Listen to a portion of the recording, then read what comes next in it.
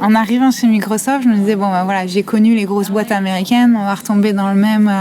Ah non, ils ont quand même une belle empreinte danoise ici. Un truc tout con, les horaires de travail, c'est juste... tu travailles, t'arrives entre 8 et 9, ça s'échelonne. Beaucoup de gens vont arriver entre 8h30 et 9h.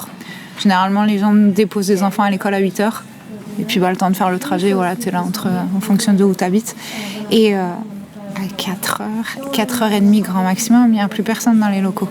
Ça, c'est déjà un gros changement parce que quand tu rentres chez toi, qu'il est 4h30, 5h, il te reste encore toute une deuxième journée à passer avec ta famille. Donc ça, c'est plutôt chouette. Par contre, ça ne veut pas dire qu'ils bossent moins. On bosse de manière très, très intense. Si tu vas faire une pause café, oui, tu vas chercher ton café à la machine et tu reviens. Le midi, il n'y a qu'une demi-heure de pause pour manger. Tu fais presque la journée continue, donc c'est très intense.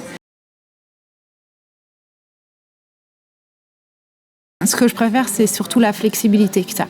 Tu arranges ta journée comme tu veux. La plupart des Danois, quand à 4h30, ils sont rentrés chez eux, souvent, le soir, ils se reconnectent, ou ils regardent des mails, ou ils ont sur le téléphone, tu as toujours le téléphone en permanence. Donc la frontière entre la vie privée et la vie professionnelle est quand même beaucoup moins nette qu'en France. Mais à côté de ça... si tu as envie de partir à 2h de l'après-midi, tu pars à 2h de l'après-midi. À partir du moment où tu remplis tes tâches, où tu fais ce que tu as à faire, où tes clients sont contents, où personne ne va venir te demander comment tu t'es organisé dans ton travail. Tu as vraiment une vraie flexibilité sur la manière d'arranger. Et si j'ai un rendez-vous à l'école à 10h le matin, personne n'ira me demander où j'étais. Tu feras ce que tu as à faire plus tard. Donc il y a une vraie confiance dans le fait que les gens vont faire ce qu'ils ont à faire. Cette confiance permet aux gens de se responsabiliser aussi et ça marche très très bien comme système. C'est relaxant de pas toujours avoir quelqu'un au-dessus ou à côté de toi qui va regarder ce que tu fais, comment tu le fais, quand tu le fais et te demander des comptes en permanence.